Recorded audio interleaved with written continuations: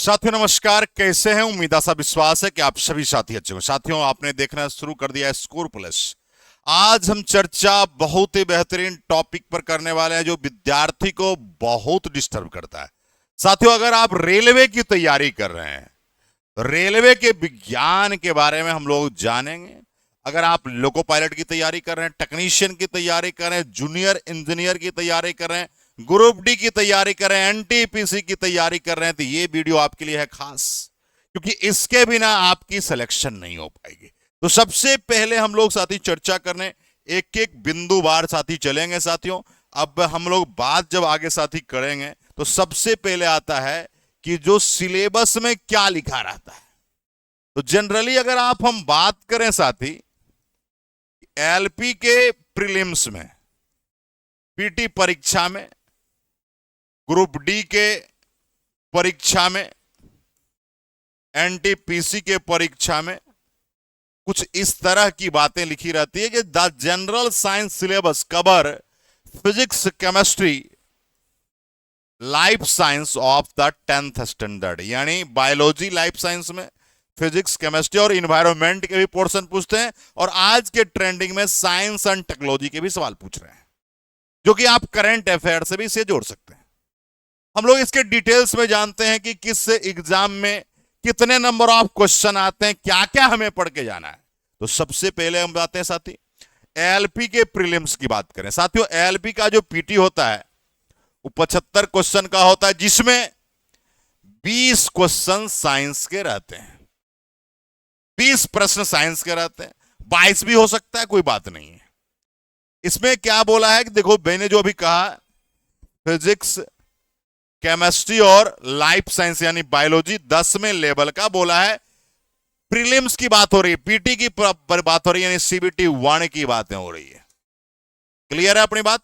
ये एलपी के प्रीलिम्स की बात है, ये बातें। उसके बाद आते हैं साथियों एलपी के मेंस यानी सीबीटी 2 की बात करेंगे। सीबीटी 2 में अगर हम लोग चर्चा करें आपके बीच, तो आप देखेंगे पेपर 1 होता है और पेपर 2 होता है।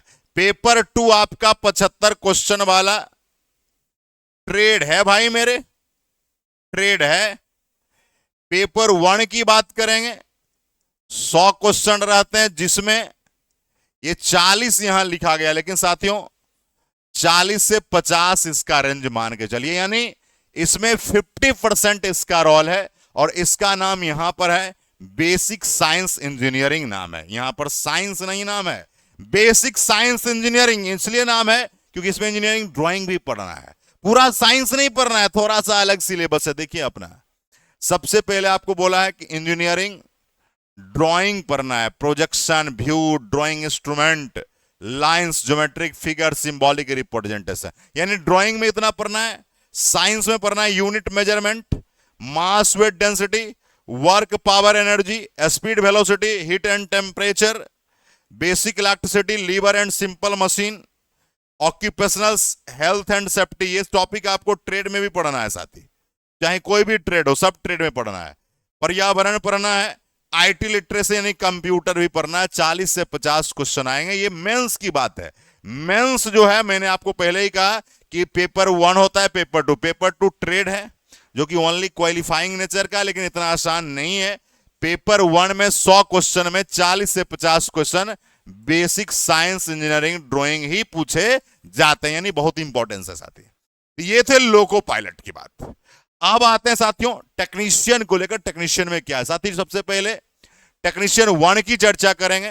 35 क्वेश्चन टेक्नीशियन 1 में आपको पूछता है साथियों। क्या क्या पूछता है? देखिए, फिजिक्स फंडामेंटल में यूनिट है, मेजरमेंट है, mass, weight, density, work, power, energy, speed, velocity, heat and temperature, electricity, magnetism, electric charge, field and intensity, electric potential and potential difference, simple electric circuit. यानी आप कह सकते हो पूरा इलेक्ट्रिसिटी का पूरा टॉपिक पढ़ना है, एक एक चीज पढ़ना है। उसके बाद साथ ही पूरा इलेक्ट्रिसिटी ही पूरा पढ़ना है, डिटेल्स के साथ, मैग्नेट के साथ। उसके बाद माइक्रो कंट्रोलर भी पढ़ना है, इलेक्ट्रॉनिक्स भी पढ़ना है, डिजिटल इलेक्ट्रॉनिक्स भी पढ़ना है साथियों, इलेक्ट्रॉनिक डिवाइसेस पढ़ना है, माइक्रो प्रोसेसर पढ़ना है भाई, पूरा डिटेल्स में। इलेक्ट्रिकल इलेक्ट्रॉनिक्स मेजरमेंट भी पढ़ना है, principle of range method, cathode ray, LCD के बारे में, पैनल के बारे में, ये सारे कुछ पढ़ना है साथियों। और आपको पता होना चाहिए टेक्नीशियन 1 में आईटीआई वाले बच्चे नहीं जा सकते हैं। तो कौन जाएंगे भाई? जिसने डिप्लोमा किया है, यानी पॉलिटेक्निक इंजीनियरिंग किया, डिप्लोमा इन इंजीनियरिंग किया है, वही लोग इस फॉर्म को भर सकते हैं। और इसमें 35 क्वेश्चन आपको पूछा जाता है। इसके बाद आते हैं जो आईटीआई वाले बच्चों के लिए टेक्नीशियन, बातें थी आपका टेक्नीशियन 1 की। टेक्नीशियन 1 में 20 क्वेश्चन साइंस की बात हो रहा है, सॉरी कंप्यूटर की बात हो रहा है। 20 क्वेश्चन कंप्यूटर की बात हो रहा है। ये भी डिप्लोमा वाले के लिए टेक्नीशियन 1 है। किसके लिए भाई? डिप्लोमा जो कर रखे हैं उनके लिए है। इसमें कुछ कंप्यूटर के सिलेबस है भाई, तो कंप्यूटर का कुछ इस प्रकार से सिलेबस है। हम यहां पर कंप्यूटर की चर्चा नहीं करेंगे। अब आते हैं टेक्नीशियन 3, जो कि आईटीआई वाले लोग या डिप्लोमा वाले या मैट्रिक वाले सब लोग भर सकते हो, जिसमें 40 क्वेश्चन साइंस का पूछता है भाई। और इसमें भी जो एएलपी लोको पायलट का सीबीटी 1 है, वही साइंस सेम टू सेम है। इसमें भी लिखा है the syllabus under cell cover physics, chemistry और लाइफ साइंस यानी बायोलॉजी। ठीक है। उसके बाद की यदि बात करें साथियों, ग्रुप डी में भी आपका 25 क्वेश्चन आता है। इसमें भी सेम सिलेबस है, फिजिक्स केमिस्ट्री बायोलॉजी है साथियों। अगर हम लोग बात करें साथी जेई के पीटी में 30 क्वेश्चन आ देते हैं, जिसमें फिजिक्स, केमिस्ट्री और लाइफ साइंस की बात आप करते हैं। अगर इसमें मेंस की बात करें तो मेंस में थोड़ा सा लेवल को जो है आपका 10th लेवल 12th लेवल को कवर करने की कोशिश करता है साथियों। तो ये आपका मेंस की बात है साथियों। अब आते हैं साथियों, ये कंप्यूटर है जेई का। ये भी जेई में कंप्यूटर 10 क्वेश्चन आते हैं। आरआरबी जेई में आपको पर्यावरण से भी 10 क्वेश्चन आते हैं, लेकिन इसकी चर्चा हम यहां नहीं करेंगे साथियों। तो इस तरह से आप लोगों को चीजों को समझना साथियों। अगर आप देखें तो अगर साइंस में आप फिजिक्स, केमिस्ट्री और बायो कर लेते हैं तो एएलपी का सीबीटी 1 पूरा कवर हो जाएगा। टेक्नीशियन 3 का पूरा साइंस कवर हो जाएगा।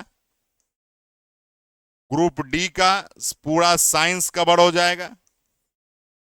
एनटीपीसी का पूरा साइंस कवर हो जाएगा। भाई ये पूरा चीज फिजिक्स, केमिस्ट्री, बायोलॉजी पर है। अब इसके लिए हम लोगों को क्या करना पड़ेगा? देखिए 2-3 बातें। अगर आप चाहते हैं एकदम बेसिक से आपका अच्छा हो, कोई क्वेश्चन ना छूटे, तो आपको क्या करना है? सबसे पहले एनसीईआरटी किताब का आपको अध्ययन जरूरी है। कम से कम एनसीईआरटी जो बुक्स है 9th 10th का तो पूरी एकदम एक एक लाइन पढ़ लीजिए।